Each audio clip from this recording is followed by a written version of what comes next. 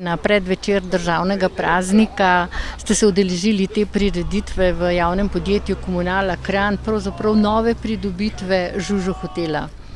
Tako je, jaz sem zelo vesel takih stvari, ne samo, da se je okolica uprave Komunala polepšala, ampak ima ta okolica tudi nek svoj namen, ker vemo, da žuželke so pomembne, da bogatijo naravno okolje, tudi osemenjujejo cvetlice in sadno drevje, pa tudi kakršnokoli hrano, katero pač jo jemo, je odvisna od njih, tako da pač moramo nuditi prostor tudi v urbanih okoljih.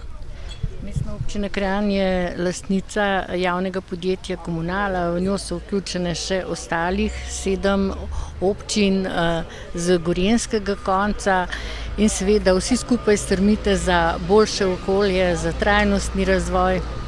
Ja, jaz mislim, da se vseh 7 občin se zelo zavzema za to, da čim bolj preidemo na krožno gospodarstvo, na zeleno smer, trajnostno mobilnost. V mestni občini Kranj trenutno poteka razpis za trajnostno mobilnost, kjer si želimo, da celoten vozni park preide na elektriko oziroma trajnejše oblike mobilnosti.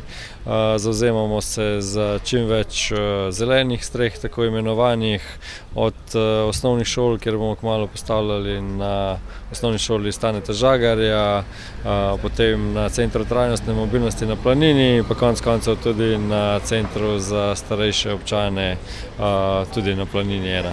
Tako rekoč v kratkem kulturnem programu ste prišli na to novo pridobitev, pred katero zdaj stojiva. Kako je sploh prišlo do vsega tega? Ja, v bistvu zelo preprosto. Sam sicer že nekaj mesecev zahajam sem v službo in se mi je zdelo, da bi bilo fino v prvi vrsti za naše počutje, predvsem pa tudi za vso okolico, da jo majčkeno polepšalo. In tako je prišlo seveda najprej do te zasaditve trajnih nasadov z vrtnicami in drugim rastlinjem in potem je kar spontano nastala tudi pač ideja, zakaj pa ne bi postavili še takega hotela za žuželke, kot se temu reče, saj so ravno žuželke tiste, ki so v bistvu počelo življenja in razmnoževanja teh rastlin. S tem mogoče se na nek simboličen način obračamo proti naši novi strategiji trajnostnega razvoja, hkrati pa tudi kažemo na en, rečemo, odgovoren odnos do okolja, v katerem živimo in delujemo. Vaše podjetje Komunala že tako ali tako skrbi za okolje in tu v tem primeru se samo prizadevate, da bi bilo vedno boljše okolje v sožitju z naravo. Ja, tako je. Seveda naša, bom rekel, okoljska zavest in nenazadnje okoljska dejavnost je pravzaprav osnovno počelo ali pa osnovni principi, zaradi katerih obstajamo in po katerih delujemo. Predvsem seveda je največji poudarek na ravnanju z vodo, odgovorni rabi vode.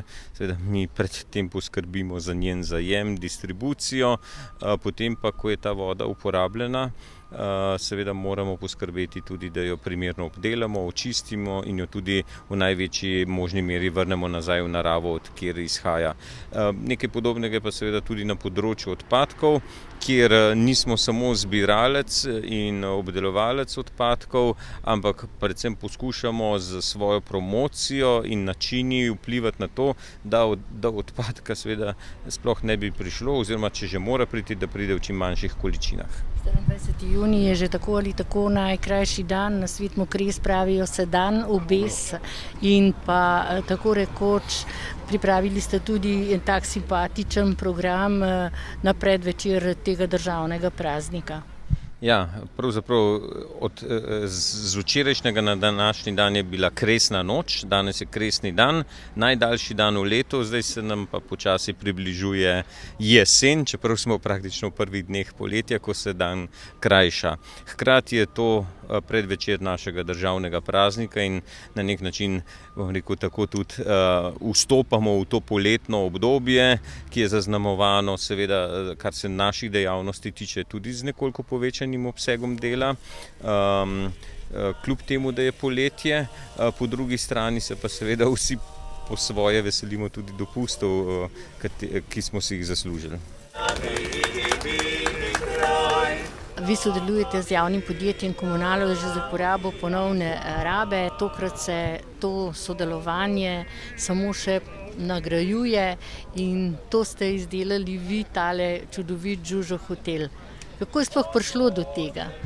Ja, jaz sem vesel, da nas je gospod direktor Berčon povabil k sodelovanju. Zdaj, mi smo že kar nekaj stvari takih zelo zanimivih naredili. Jaz mislim, da je to tudi sam neka nadgradnja.